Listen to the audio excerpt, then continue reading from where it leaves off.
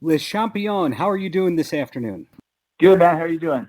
Great, thank you very much. And I first want to ask you about the upcoming hosting gig you're doing for Shudder with Joe Bob Briggs. How did that come together? Yeah, just a big fan of Joe Bob and his work for the last, 30 years or so, and I'm also a big horror movie fan. So Joe Bob and I had connected about a year ago when he did Talk as Jericho, and then he kind of called me to return the favor and come do his show, and we kind of came to an agreement about what movie we'd like to do. Both of us are big fans of it, and we made it happen. So I'm excited. Do you have an all-time favorite horror movie or subgenre? Well, I mean, I have a lot of favorite horror movies. I mean, actually, Bloodsucking Freaks, the movie that we're doing, and we usually keep it a secret, but this time we're letting it out because the director Joel Reed just passed away over the last week. But that's up there for just being completely outrageous and obnoxious. I love Halloween. I think that one still works. I just watched The Thing again the other day, which is amazing.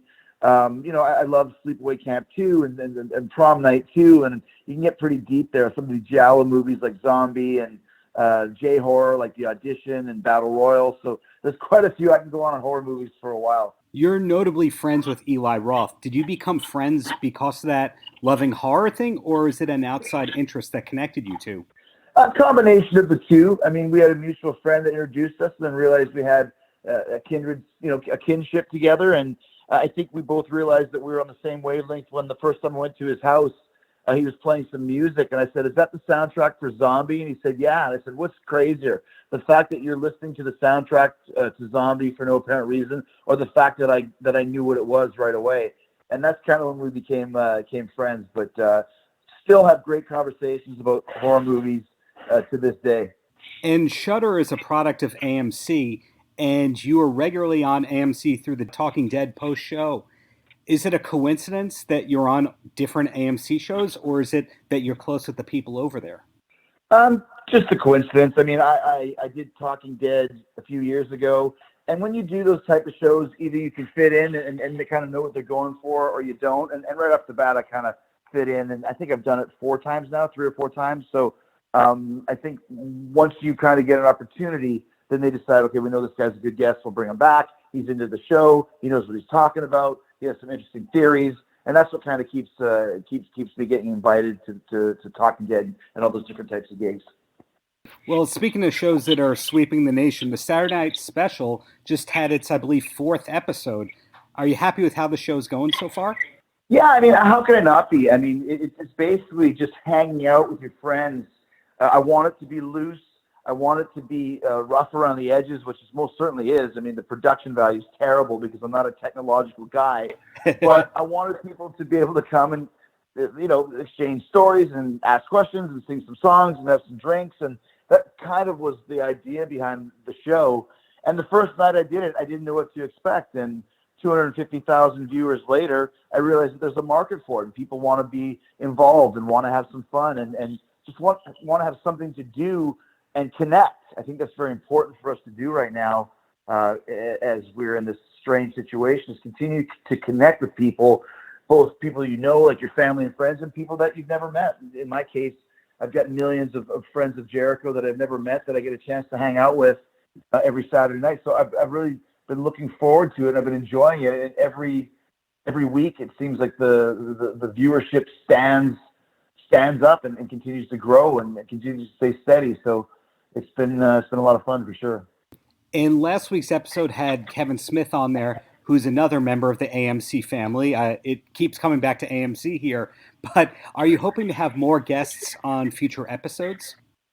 Say that one more time. Are you hoping to have more guests on future episodes? Because I could see how big of a tech problem it was to do that kind of thing. Well, but that was on me because I just didn't know. I didn't know it was out there, and Kevin didn't know it was out there. I mean, we're creative guys. We're not technological guys. So I basically hooked up one computer to another that I have them on. But now, as soon as I did that, I had a whole slew of people tell me, try this software and try that software and et cetera, et cetera, et cetera. And I think now we know exactly how to do it. So I think this week I'm going to have the entire Fozzie band on, which we'll be able to do. And all of these things, you just learn. I mean, that's how you figure out how to do things, is by just trying. And I think one of the reasons why people, once again, enjoy the Saturday special is because it is very loose around the edges and very much just like hanging out with your friends, and that's the idea. And you're doing something similar with the Bubbly Bunch. I assume that's coming back for more episodes? Yeah, we just finished editing the second episode right now, basically as we speak, pretty much. So if everything goes good, it'll be on the show this Wednesday. Your commentary on Dynamite is excellent. I think everyone knows that. But to me, it really sticks out because you're slipping in lots and lots of references to Kiss. Is that something that other people are picking up on besides Schiavone? It's not so much Kiss. It's just pop culture in general. I mean, if you listen to what I'm saying, there's constant references, just whatever pops into my head. The first week started with a couple of Kiss references. I think, whatever we did this week, I mean, it's whatever pops into my head that kind of fits the situation of what we're talking about. And I think it's kind of fun. You use some pop culture references. Some of them are relevant, some of them are not. But that's kind of half the fun. It's almost like an episode of The Family Guy. If you get it, it's funny, you laugh. If you don't, you move right on to the next thing and no one knows any difference. But last week, when you did the orange juice spill, that was clearly an Ozzy reference to decline of Western civilization. Is that something that you got feedback from? Yeah, I did. Yeah. A lot of people picked that up, which is funny because, once again, it's a pretty obscure movie. If you know, you know. If you don't, it's funny either way. And that's exactly where I got it from. The whole idea of making breakfast at my house came from that movie. And then, of course, I had to do the spilling of the orange juice edit. I love that stuff. It's like, I love Christopher Guest movies. If you see those Bubbly Bunch, a lot of it is kind of cutaways and things in the background that you focus on. And I love that sort of stuff because it comes directly from that style of filmmaking, very subtle humor. But if you get it, you get it. As full disclosure, I've been on both of the Jericho Cruises, and on the last one, I was able to interview the people in Rubik's Cube, and they revealed that they have a group text that's been going on with you for years. Does that only cover music, or does that also cover horror and wrestling? No, it's just five idiots bullshitting, covers whatever comes up in the conversation, you know what I mean? And that's the great thing about something like the Jericho Cruise. You make new friends. You're able to bring your friends on board.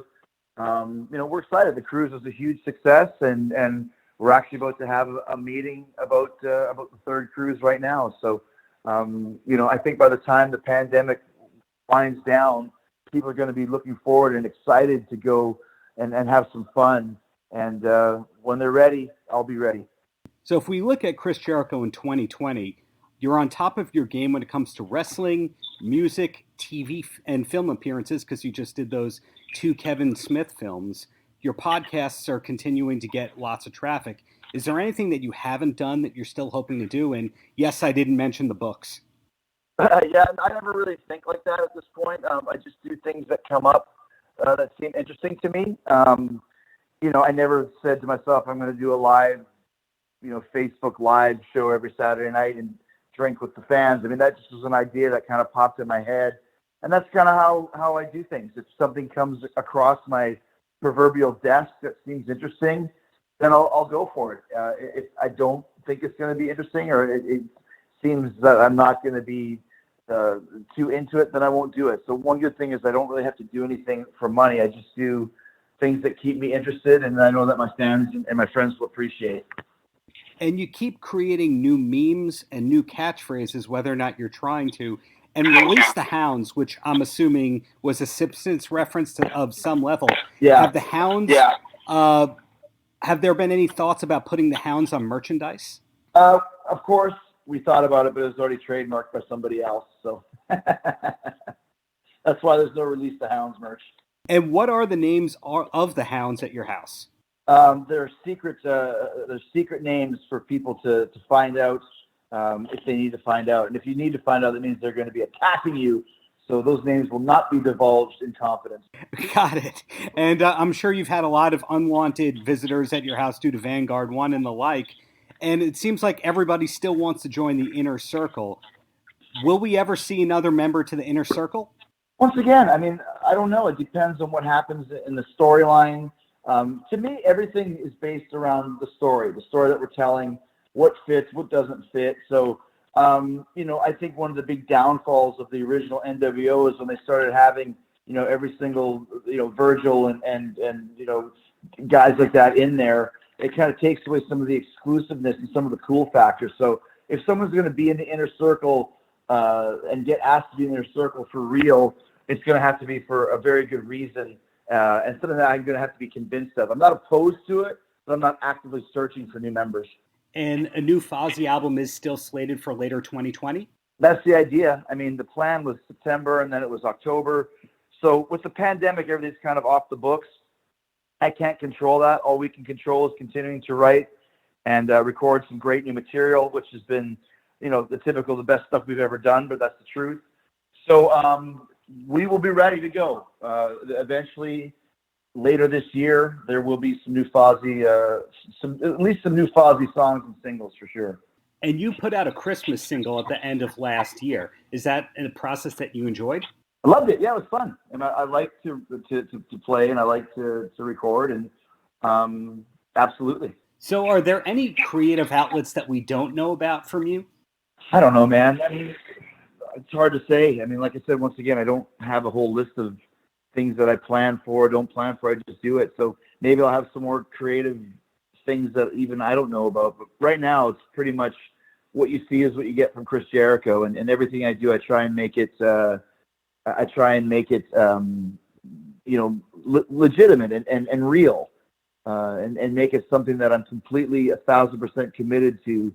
Because if I have that feeling, then usually everybody that follows what I do will feel the same thing. 2 quick questions, and then you're a free man.